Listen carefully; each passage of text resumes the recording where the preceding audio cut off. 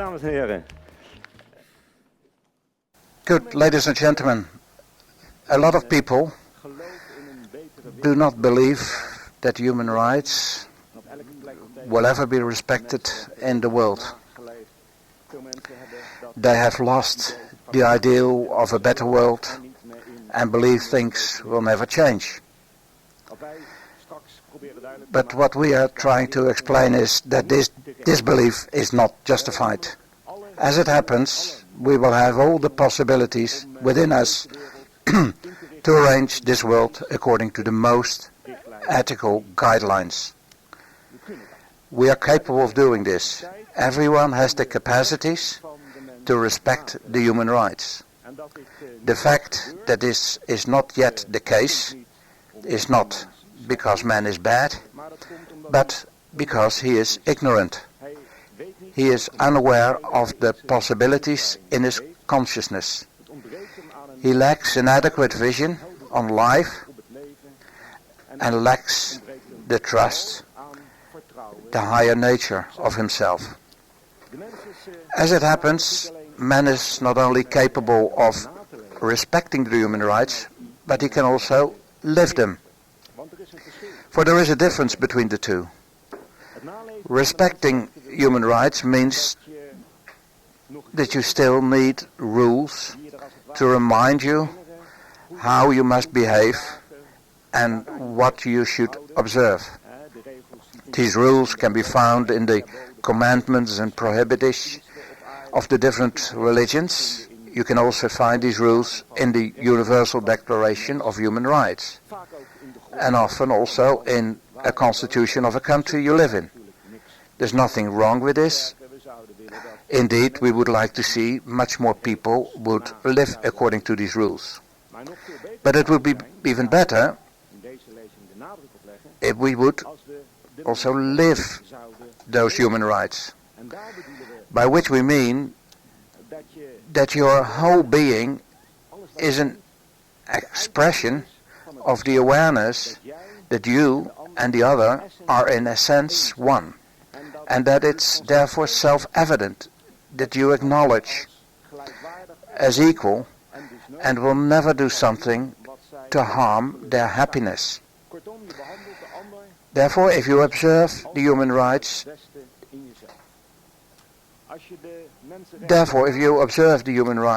you are like someone who is learning a foreign language and needs a dictionary every now and then. If you live the human rights, this foreign language has become your own. You think, you dream, you write and speak this language.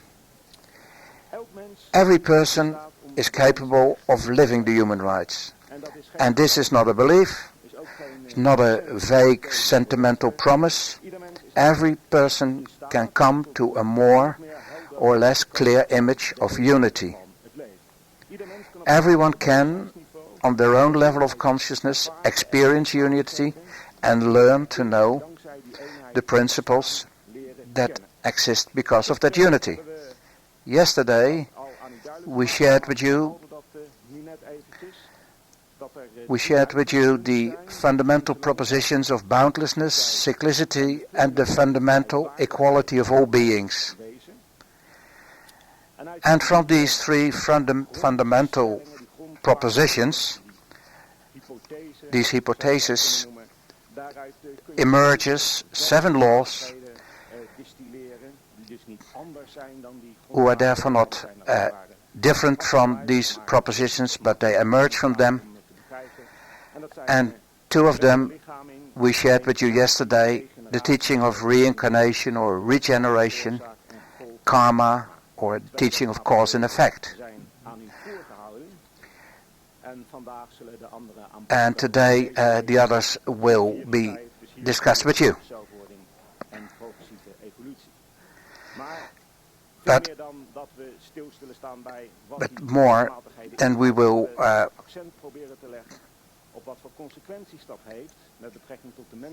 we'll talk with you more today about the consequences of these fundamental propositions if you use them in daily life. Yesterday we have done that with the first 2, you have the respect of every aspect of former life, and you always think and act in order to enhance universal harmony. If you comprehend these laws, if you truly grasp them and see them, then automatically there will arise a deep awareness of the inherent dignity of every human being, causing you to respect the rights of every human being in an ever deeper sense. Okay, the third fundamental propositions, hierarchies. The consequences of this hierarchical structure of life in the cosmos is that everyone shares its knowledge and wisdom, or in fact shares his life. There is, as stated, a unity behind the diversity of all thousandfold life forms. That life streams from further developed beings, you may call them gods, to the less developed beings, dus from the wiser entities to the less wise beings, more limited beings. For most people, this is a strange, unknown thought, so let us try to explain this thought. We will, of course, make use of the two laws we explained yesterday, cyclicity and cause and effect. Well then, every being that is born is not born for the first time. We spoke about re-embodiment, and it is in an endless sequence. This also means that we look at a cosmic being, a real cosmos, so the consciousness behind the cosmos, if it comes out of his period or rest, or what we call in our language death. Well, if such a cosmic entity becomes born, he has done that so many times before. It may seem that by talking about the birth of a cosmos, we have digressed quite a bit from human rights, but you will see that this has everything to do with these very rights. Well, as it happens, a cosmic being has cooperated with many other beings in all his prior embodiments. They have forged connections. During the birth process of such a cosmos, the underlying consciousness creates a certain sphere, a certain world. The beings with which the cosmic entity or being has cooperated in its prior embodiments, and who therefore have somewhere the same characteristics, will be drawn to that sphere. All those beings have created causes in the former lives, which now lead to the attraction to this cosmic being, to this influence sphere of the cosmic entity. And in this sphere they will re-embody, in this sphere they will be born. These less developed beings, in their turn, create also a sphere that leads to the attraction of still lesser beings, also with the same characteristics, and which within this sphere will be born and have their life. These at their turn will create another sphere, and so forth. Thus, a chain of living beings is created, a hierarchy, in which life streams from high to low, from high evolved till low evolved. We call this process emanation, which literally means to flow from, to pour forth or pour out of. Out of the higher beings flows a characteristic sphere in which less developed beings can manifest. Compare it with someone who starts a business. That business has a certain characteristics to which some people are drawn, who feel at home there. These people may become the chef or the manager in this company. They, in turn, attract employees who suit them, and so forth and so forth. You get a hierarchy of people with somehow the same characteristic. In this way, the whole cosmos is hierarchically built. We as a people therefore all emanate from the same source. What's more, also animals, plants, minerals, yes, all kingdoms of nature find their origin in this one source. And that's why we speak of essential unity, which is the founding source of all expressions of life. You should not picture the process of emanation as if the being that is drawn to the sphere of the higher cosmic being is independent from this being, which we can call a source being. No, it is on the contrary. In fact, they work very narrowly together, as in a truly harmonious institute, where the manager and the employees also work together. The employee is in fact nothing else than a voluntary extension of the chef, and the chef is the force of ideas, inspirational behind the employee. They cannot work without each other. They are therefore of equal value. The fact that in our society managers earn more, and sometimes often absurd amounts more, than their employees, is therefore in conflict with the natural order of the cosmos, and often an important cause of disharmony. The natural hierarchy, however, is always harmonious, because every part of it, all living beings that form this hierarchy, are of absolutely equal value. All beings have their share of the rights and obligations, because they need each other. The further developed beings need the lesser developed, and vice versa. Human rights are therefore not a human invention. They are a fact in nature. To not respect human rights is therefore unnatural, and will, in compliance with the law of karma, always have disharmonious consequences. Every country, every company, and every human being must always live the human rights in order not to disrupt the harmony. Everyone on the individual level can do this. You must always take into account the thought that they are all necessary and everyone is equal in value. Every country or society, whether big or small, where the equal value of all men is recognized, will be, in such a country, will be a dynamic and harmonious cooperation, which he also told yesterday. Take, for example, a company. When everyone accepts the equal value of all employees, everyone will share their knowledge, their skills, their wisdom with the other.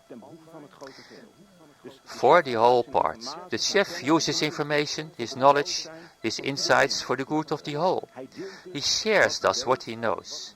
His subordinates and all other employees also share what they know and what they are capable of. In that way, the company as a whole grows in a dynamic harmony where everyone grows and develops. In datgene wat hij te doen heeft. Iedereen ontwikkelt zich dus daarin. Now every man is a hierarchy himself, a composite constitution that has a divine, spiritual, human, animal and physical part, as you were told yesterday. There is within every man an inner chef, a divine spiritual element we call Atman Buddhi. We are therefore ourselves the leading force of our own hierarchy. It's an important idea. The divine is not outside us, but within us.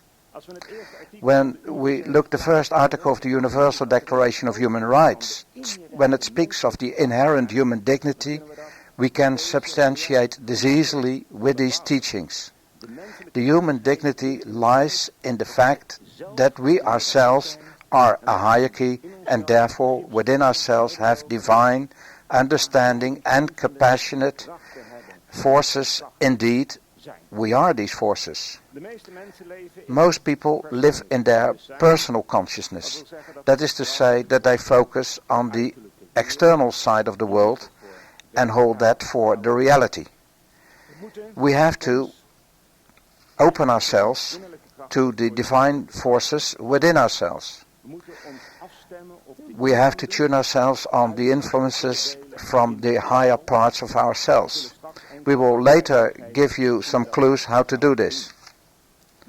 There are already people who have opened themselves already completely to the influence of their higher self, as we can call the spiritual divine within ourselves.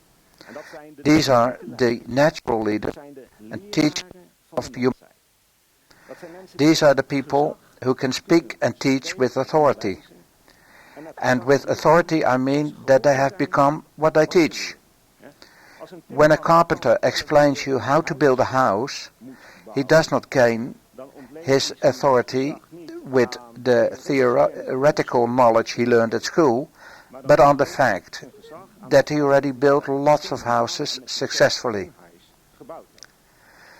When a teacher or leader speaks with authority about a harmonious society, about the dignity of man, human rights and obligations,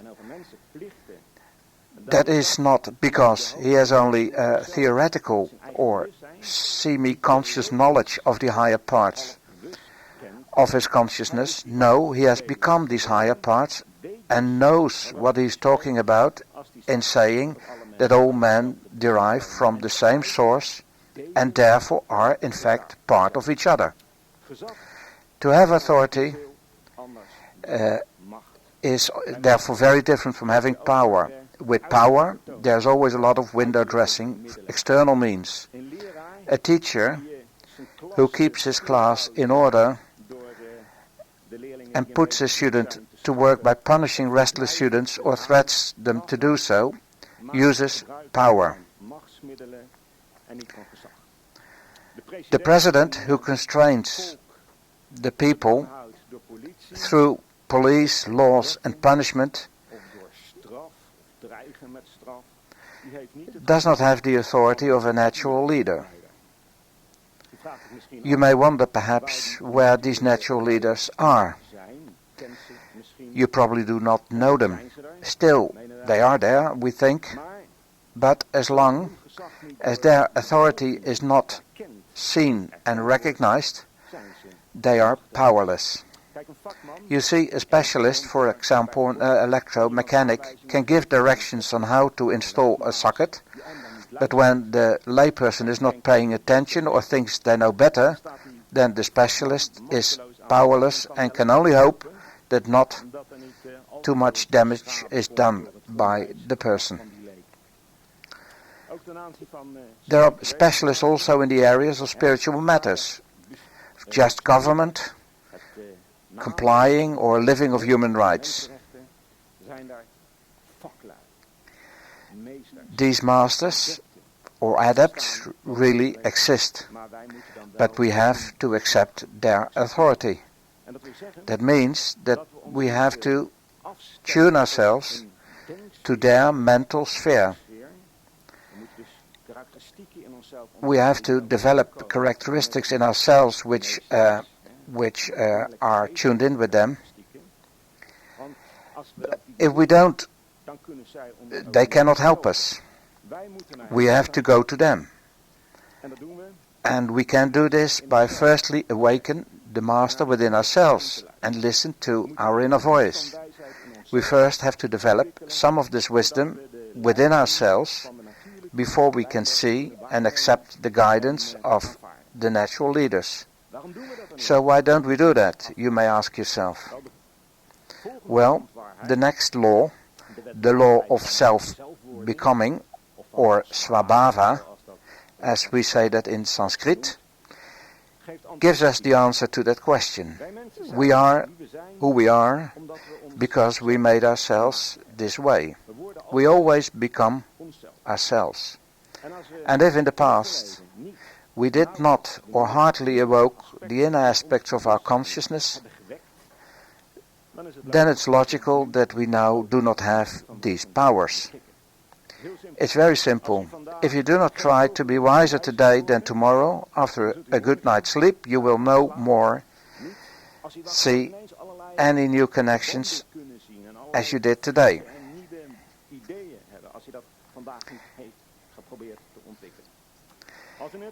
If in the past, in a former life, we were completely focused on the external life, if we gave importance to the external differences between men, if we live within the sense of being separated and therefore are not very interested in the human rights of others, then we take these characteristics with us to our next life. We have become those characteristics, and what you are, you will become again. That is our character. Character, therefore, does not derive at birth, nor do we inherit it from our parents. We are our own parents. We produce ourselves. We become who we are. So, the powers we express at this moment are the powers we have developed in the past, on the basis of free will. And the same holds true for noble, narrow-minded, or even outright contemptible powers. In this way, everyone, in the countless lives that he has lived, have built a unique character. But even though people may look alike, they are always, by definition, different. When even not two blades of grass, two drops of water, why not even two atoms are the same, how could two developed beings like humans possibly do so? But do these differences pose a problem? Certainly not. It is this external disparity that is essential in building a dynamic, harmonious world. Indeed, we complement each other. We can use each other's qualities and talents. We share each other's wisdom. We must not want the others to be the same. That is not possible in the first place. The other has been through their own development and is therefore unique. We should also, as nations or civilizations, not want that other countries become similar to us. Did Western countries not try this in Africa and the Middle East? Did we not want those countries to have the same institutions, laws and economies as we have? Just look at the hardship and problems this created. How many violations of human rights are proved within the delusion that the other should be like us? When we think democracy for us is the best regime, then this does not mean that this is the case for other countries. To force democracy onto others works just as bad as trying to change someone's character with force or punishment. Can we not change then? Must we then always stay who we are? No, we don't. Moreover, we can't. Because everything in nature changes constantly. Nothing stays the same, not even for a second. But I cannot change for you, and you cannot change for me. I cannot perceive something for you or experience it. I cannot learn for you or gain more consciousness for you, and you cannot do this for me. That is the tragedy of leaders or teachers who work with force. They want to force others to become what they think is the right way to be, in their opinion. But a natural leader does not use force. He inspires. He gives the example. He is the change he wants to see in society. Because, of course, everyone can change. Every human being can and will improve and expand its consciousness. The law of which we speak is called self-becoming. So, becoming The words indicate a continual process, a dynamic activity, in which a standstill is actually not possible.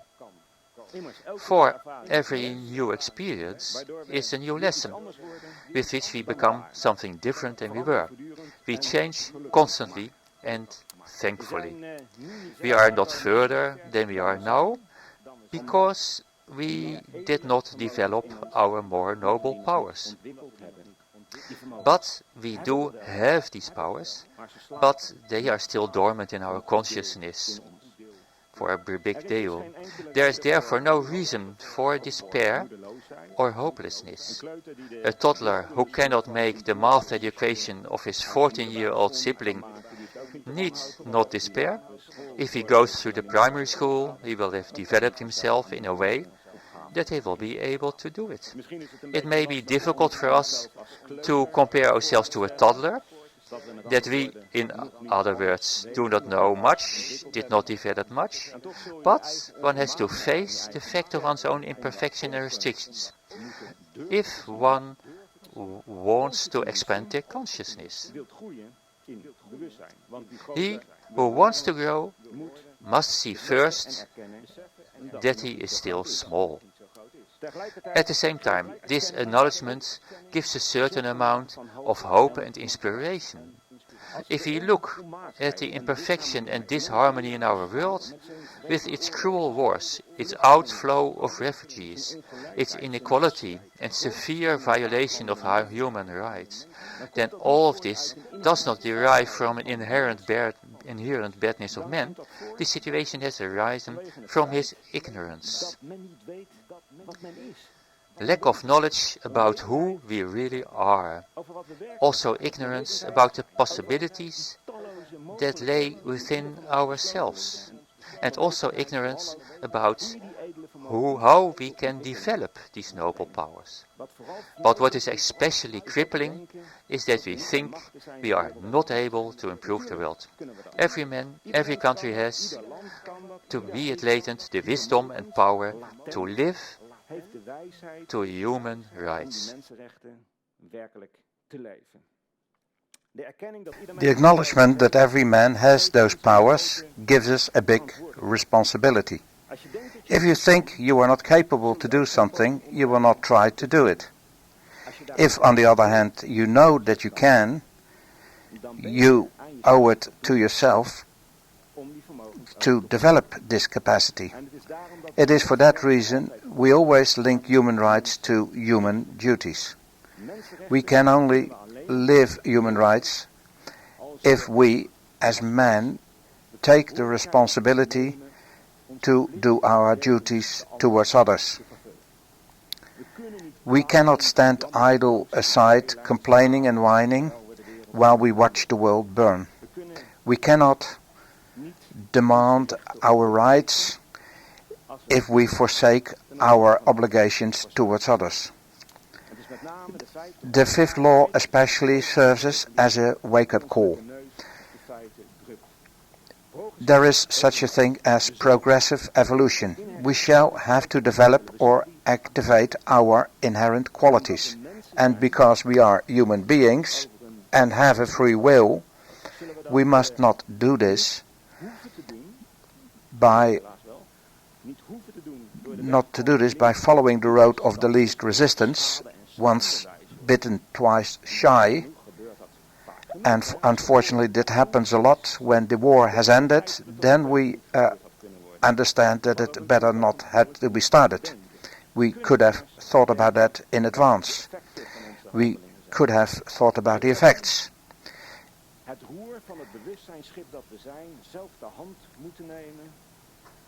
To do this, we have to take the helm of the ship of consciousness that we are. There is such a thing as self-guided evolution.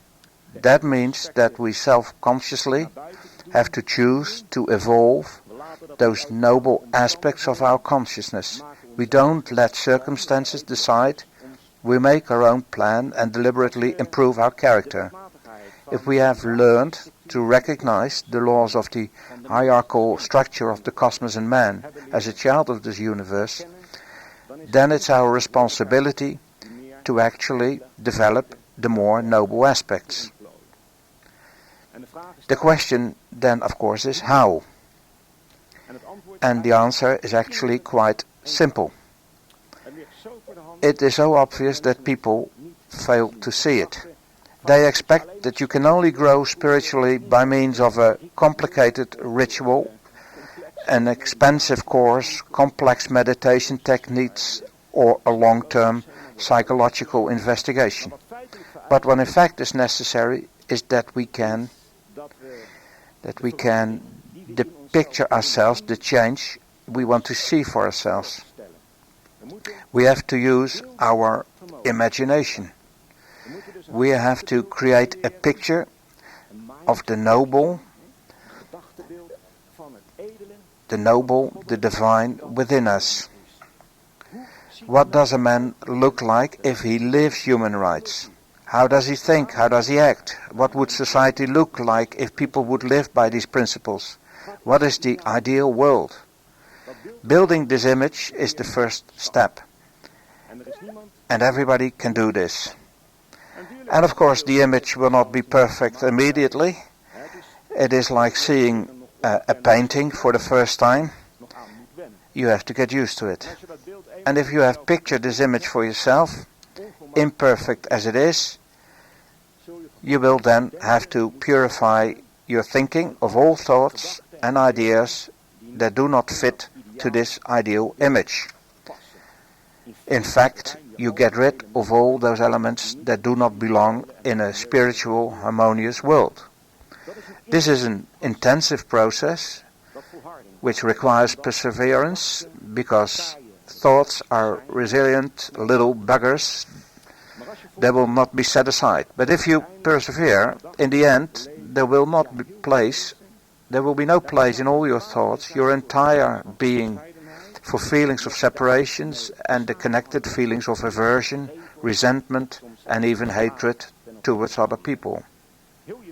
Your whole being will be penetrated by the awareness of unity, whereupon you will always encounter your fellow creatures in the spirit of brotherhood and kindness.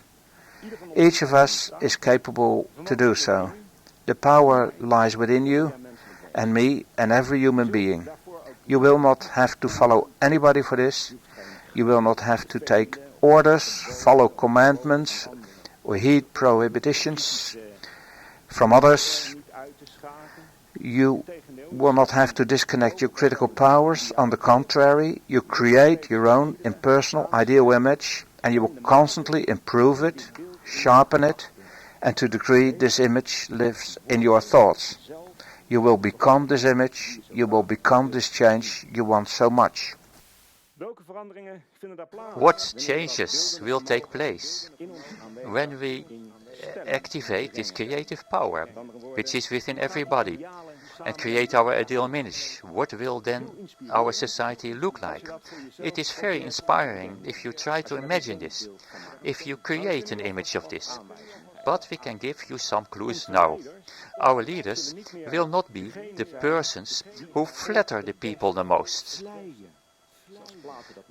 as Plato says, not those of who the people believe they serve our interest best. It won't be an objective to our leaders to ensure re-election. And it will also not be a certain... These natural leaders of those days will be the wisest people.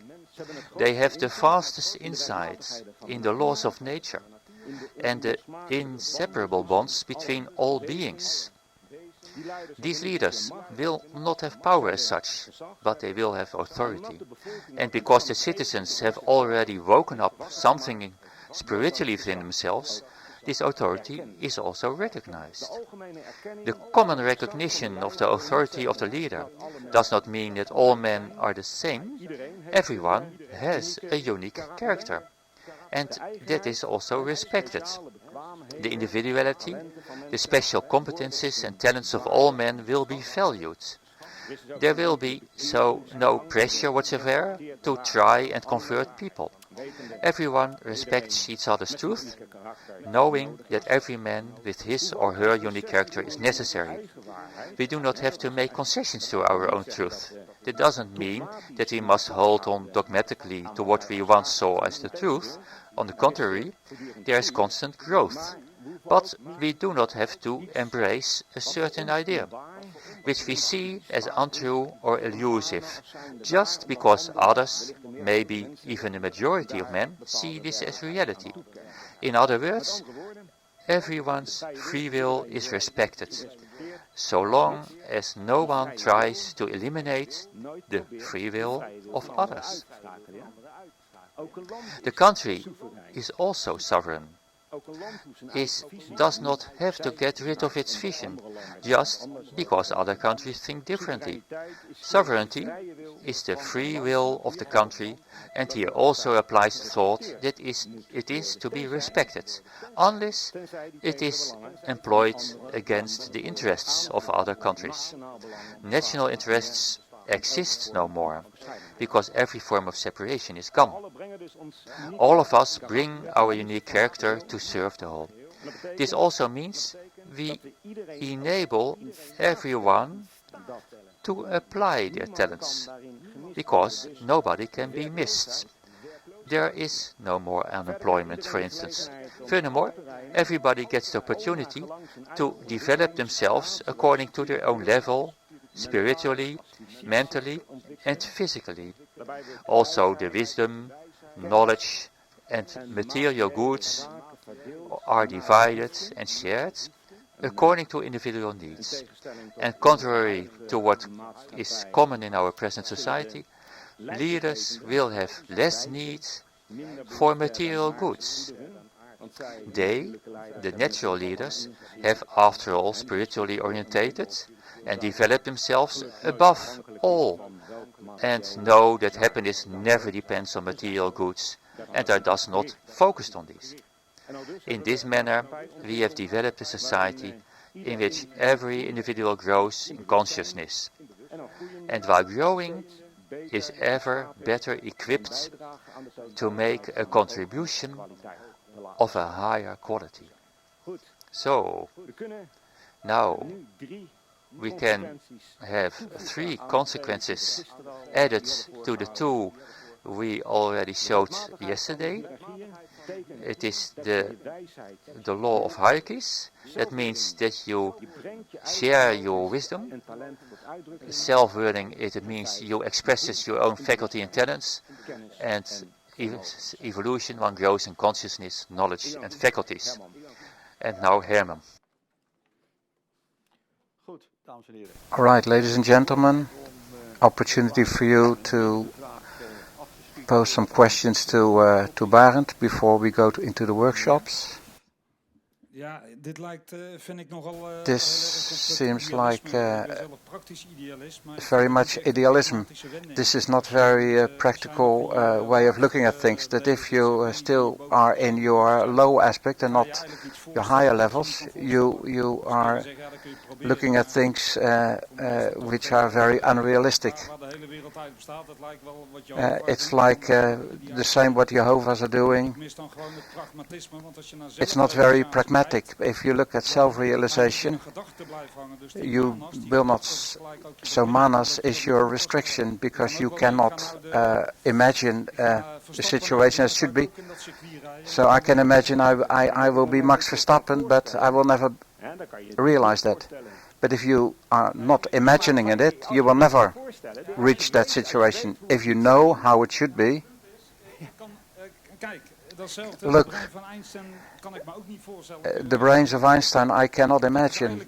It's something which is very unrealistic. If you cannot imagine the brain of Einstein, you cannot never use it.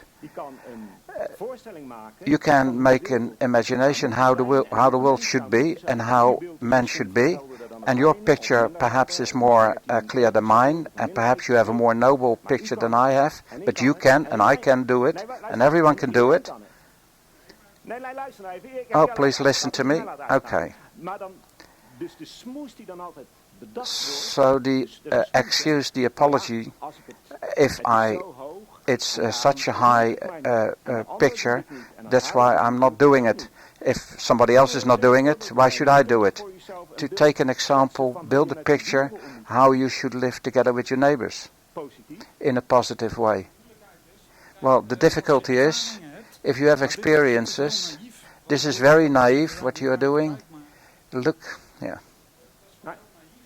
I think it's very naive, so we don't think it's naive. Oh, you are naive? Yeah. I think you make a very important mistake. You forget, and what Barend is trying to say, that you can try to do it in small. If you wanted to lift 150 kilos, you should not try immediately with 150, but you should do exactly the same. You train yourself, as what Barend is saying, well, first try with your neighbors, and if that works, then you can make a further step, and eventually you change the world. And that's a very starting point to realize. If your goal is to climb the Himalaya tomorrow, it will not work for me, and it will not work for you. Yeah.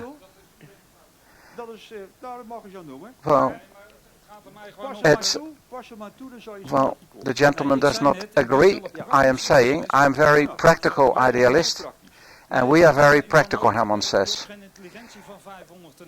You do not have the intelligence of 500 IQ. Well, how do you know that? Because that's my estimation.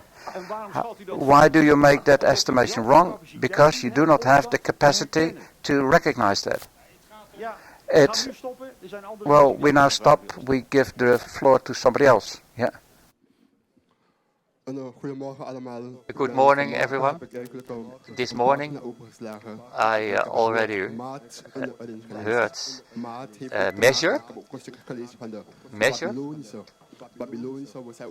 The Babylonians also said it has to do with Babylonia.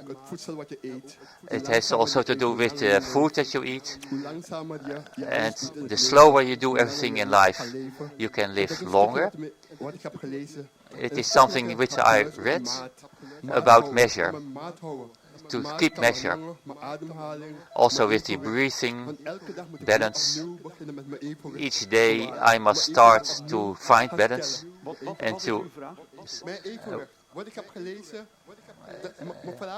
what my point is, that balance is very important. And you should try to find that each day again. Shall I keep it this way? If you mean by balance harmony, and you speak about dynamic harmony, that each day you can apply dynamic harmony better and better. You can improve that each day, growing each day. True.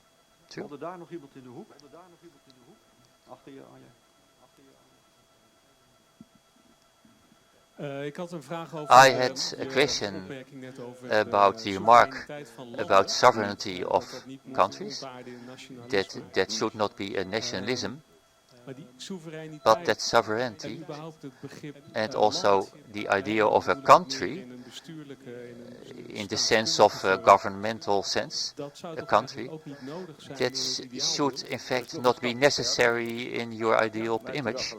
Barend, yeah, that is one step further, you are right.